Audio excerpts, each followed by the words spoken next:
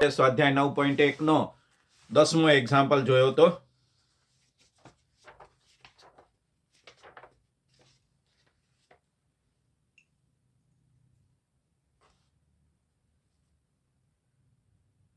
11મો example જોઈએ,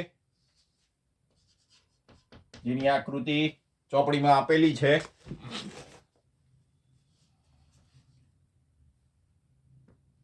ચોપડીમાં જે આપેલી છે ટાવર, એ ટાવર આપણે બતાવવાનું જરૂર નથી. એ બી એક ટાવર છે.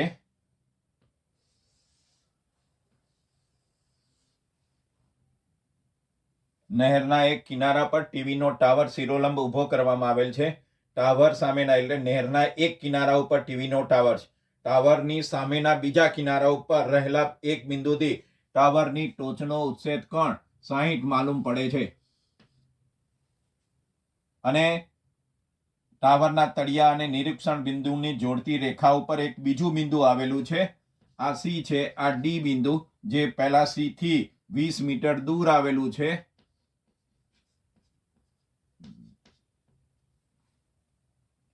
એક બીજું બિંદુ છે, ત્યાંથી ટાવરની ટોચનો ઉચ્છેદ કોણ 30 માલુમ પડે છે. તો ટાવરની ઊંચાઈ અને નહેરની પહોળાઈ શોધો. નહેરની પહોળાઈ ઉલ્લેખ કર્યો નથી. સી બિંદુ નહેરના સામે કિનારે છે, એક કિનારા ઉપર એ બી ટાવર આવેલો છે.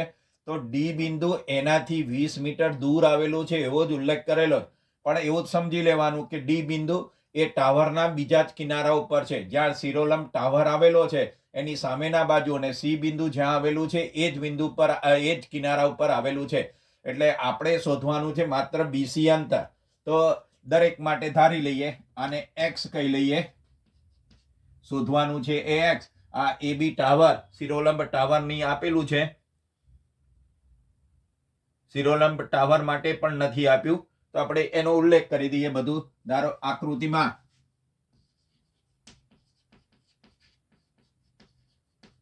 એ બી બરાબર શિરોલંબ ટાવર,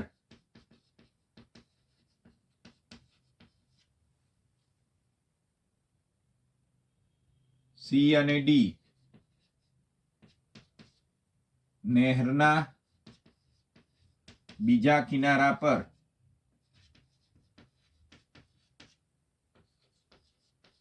આવેલ બે નિરીક્ષણ બિંદુઓ,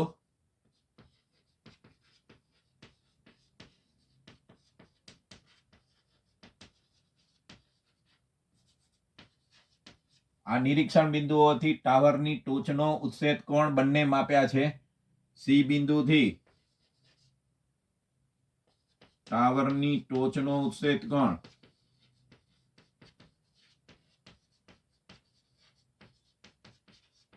60° અને ડી થી ટાવરની ટોચનો ઉચ્છેદ કોણ 30° છે. એટલે જે બે ખૂણા બને છે એ લખી દઈએ. ખૂણો એસીબી 60° અને ખૂણો એડીબી 30° છે. તથા આ બે બિંદુઓ સી અને ડી વચ્ચેનું અંતર આપેલું છે 20 મીટર. ધારો કે બીસી બરાબર x મીટર. આટલી માહિતી જે છે આકૃતિમાં બતાવ્યું છે એ, અને એમને આપણે બીસી માટે ધારી લીધું એટલો કરી દઈએ. પછી પહેલી જ માહિતી ત્રિકોણની. ત્રિકોણ જે ખૂણો સામાન્ય લીધો એ જ ખૂણાનો ઉલ્લેખ કરવાનો. ત્રિકોણ એસીબી માં તો ખૂણાની સામેની બાજુ અને ખૂણાની પાસેની બાજુનો ઉપયોગ કરવાનો છે. એટલે tan ત્રિગુણોત્તરનો ઉપયોગ થાય.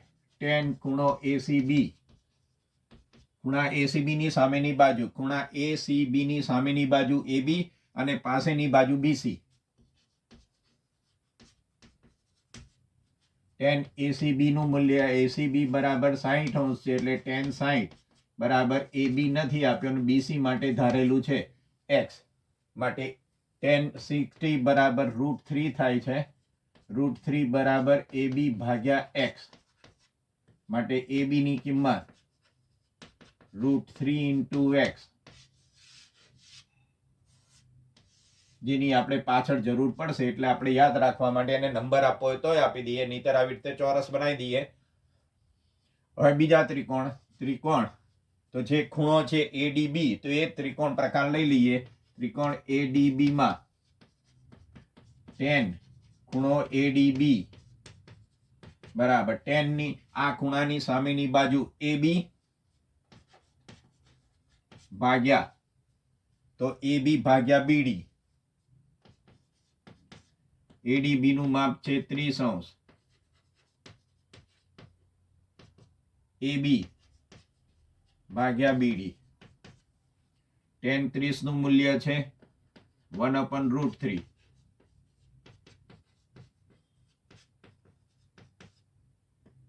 અને AB નું મૂલ્ય મૂકી દઈએ, AB બરાબર √3x. માટે BD ને કરતા બનાવીએ તો √3 સામે જોડે ગુણાકારમાં જશે એટલે 3x. BD બરાબર 3x, પણ BD બરાબર BC પ્લસ CD.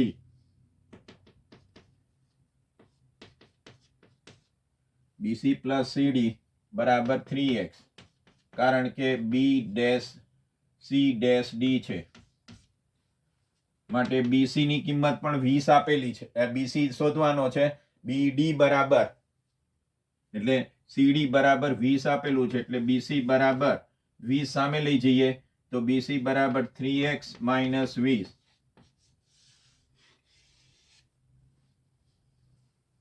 હવે આપણે શોધવાનું છે AB બરાબર. તો પહેલા તો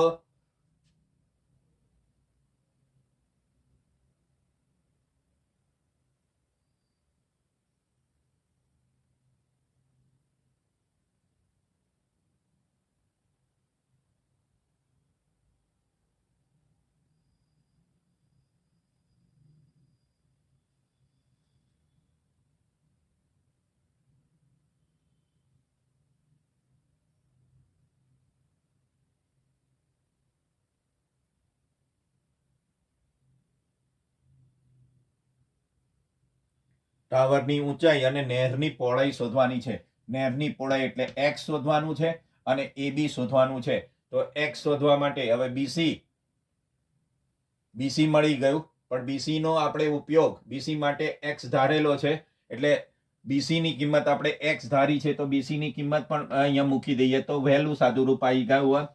x બરાબર 3x - 20. એ -20 આ બાજુ લઈએ એટલે કે 3x - x બરાબર 20. 20 સામે આવે એટલે પ્લસ, x સામે જાય એટલે માઇનસ. 3x - x માટે 2x બરાબર 20, એટલે કે x બરાબર 10. તો x ધારી છે. બે નિરીક્ષણ બિંદુથી જે પહેલું નિરીક્ષણ બિંદુ છે નહેરની, તો નહેરની પહોળાઈ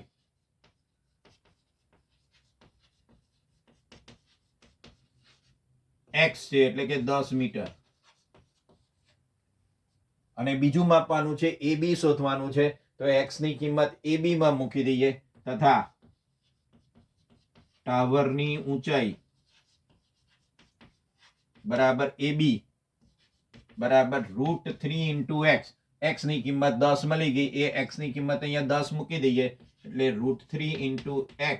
x એટલે કે 10 મીટર. 10 શબ્દ પહેલા લખીએ, 10√3 મીટર.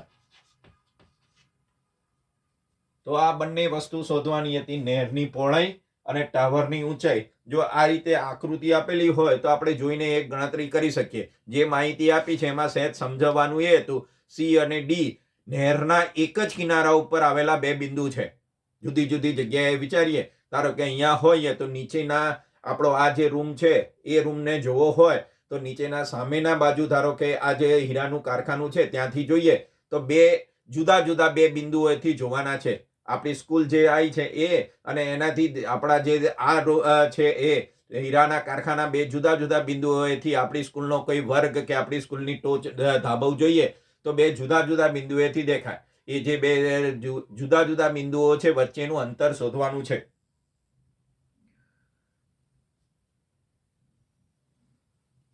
તેરમો એક્ઝામ્પલ જોઈએ. પ્રકરણ 90 માં સ્વાધ્યાય 9.1 માં એક્ઝામ્પલ 13મો. દરિયાની સપાટીથી 75 મીટર ઊંચી દિવાડાળી પરથી અવલોકન કરતા આ જ રીતનો એક એક્ઝામ્પલ છે. દરિયાની સપાટીથી 75 મીટર ઊંચી દિવાડાળી પરથી જોતા આ એક દિવાડાળી છે. સ્વાભાવિક છે, દિવાડાળી એક દરિયો હોય છે, દરિયાની સામાન્ય બહાર તરફ હોય, કિનારા ઉપર હોય. દરિયાની દિવાડાળી ઉપરથી જોતા દરિયામાં રહેલા બે વહાણના અવશેષ કોણ? બે વહાણ છે.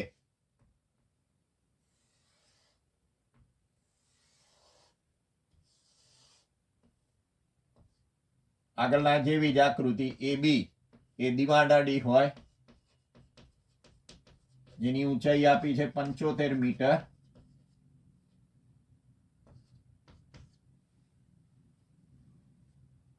બે વહાણના અવશેષ કોણ? અવશેષ કોણ એટલે આપણે શરૂઆતની માહિતીમાં જોઈએ, દ્રષ્ટિ કિરણ અને સમક્ષિતિજ કિરણ વચ્ચેનો ખૂણો જો નીચેના અર્ધતલમાં હોય તો એને અવશેષ કોણ કહેવાય. એટલે એ અવશેષ કોણની પહેલા માહિતી જે આપી છે, તો એ માહિતી જરા વિચારીને કિંમતો મૂકીએ. બે અવશેષ કોણ કયા છે? એક આ અવશેષ કોણ ને આ મળશે, કારણ કે આપણે શોધવાનો છે આ સમક્ષિતિજ કિરણ અને એની વચ્ચેનો. તો આ ખૂણો અને આખો ખૂણો મળશે. તો જે મોટો હોય તો બે ખૂણા આપ્યા છે, એક 30° અને એક 45°. તો આ મોટો ખૂણો 45°, આ 30° લેવાનો, એટલે કે આ 30° છે અવશેષ કોણ અને આખો આટલો 45° નો છે.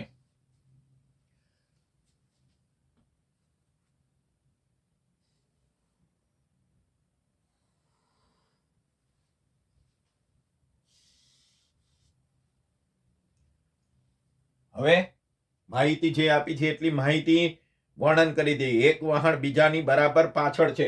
વહાણ એકબીજાની પાછળ છે ને દરિયાના બીજા કિનારા ઉપર આવે છે, તથા બંને વહાણ દિવાદાળીની એક જ બાજુ પર છે.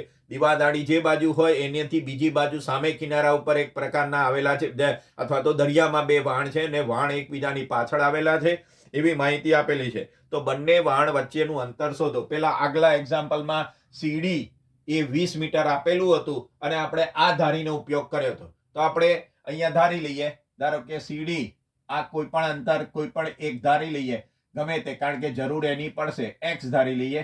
આ BC એ તો અંતર રાખી દઈએ BC બરાબર. ધારો કે એટલે પહેલો બધી માહિતી AB બરાબર દિવાદાળી 75 મીટર આપેલી છે.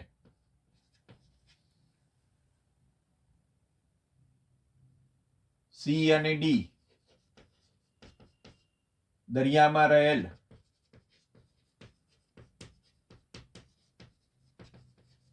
બે વહાણો છે,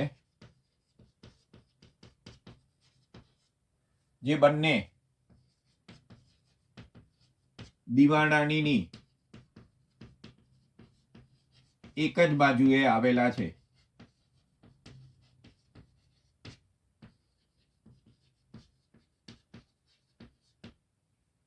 CD માટે આપણે ધારી લીધું, ધારો કે CD બરાબર x મીટર. C બિંદુએથી અથવા તો એ અવશેષ કોણ દિવાદાળી પરથી જોતા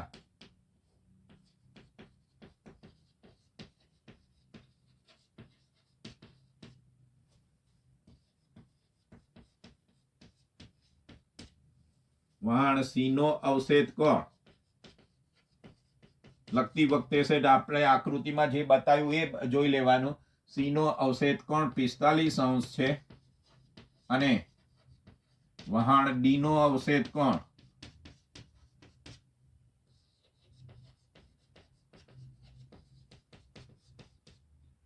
30° છે. એટલે જે ખૂણા બનતા હોય એ ખૂણાનો ઉલ્લેખ કરી દઈએ. ACB બરાબર 45 અને ખૂણો ADB બરાબર 30° માલુમ પડ્યું. હવે શોધવાનો પ્રશ્ન આપણે BC તો તરત મળી જશે, BC શોધવું છે અને પછી આ પણ શોધવું છે. CD ખરેખર શોધવાનું CD જ આવશે. તો ADB આ બધી કિંમત મૂકી દઈએ. તો પહેલું ત્રિકોણ ACB નો ઉપયોગ કરીએ. ત્રિકોણ ACB માં tan ખૂણો ACB બરાબર tan ખૂણો ACB માં સામેની બાજુ AB ભાગ્યા પાસેની બાજુ BC. ACB બરાબર 45 છે એટલે 45 અંશ tan 45 અંશ બરાબર AB બરાબર 75 છે અને BC માટે tan 45 નું મૂલ્ય 1 થાય 75 ભાગ્યા BC એટલે BC બરાબર 75 મીટર મળ્યું. એક માહિતી મળી ગઈ. અડધી માહિતી આપણે એ નથી શોધવાનું પણ એનો ઉપયોગ થશે.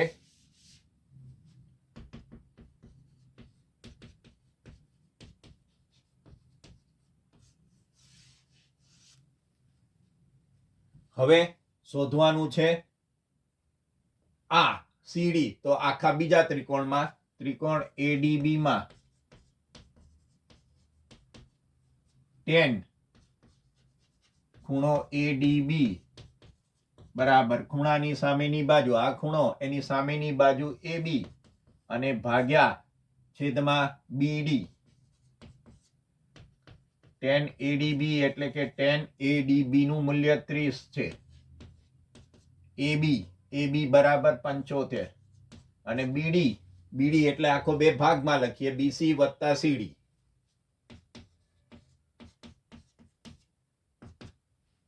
BC વત્તા CD. BC ની કિંમત 75 મળી ગઈ છે તો એનો ઉપયોગ કરવાનો. tan 30 નું મૂલ્ય મૂકી દઈએ. tan 30 બરાબર 1/√3 75 BC તો BC બરાબર પણ 75 મળ્યા વત્તા x તો આ સામે જાય આ ગુણાકારમાં આવે એટલે કે 75 વત્તા x બરાબર 75 અને √3 નો ગુણાકાર. પહેલા મેં કહ્યું હતું √3 ની કિંમત મૂકવાની આપણે નથી આવતી આમને એમ રહેવા દેવાની તો x શોધવો છે. x બરાબર 75 √3 - 75 અને સ્વાભાવિક છે 75 સામાન્ય લઈએ તો √3 - 1 રહે. x એટલે કે CD બે અંતરો CD માટે ધાર્યો છે x અને C એટલે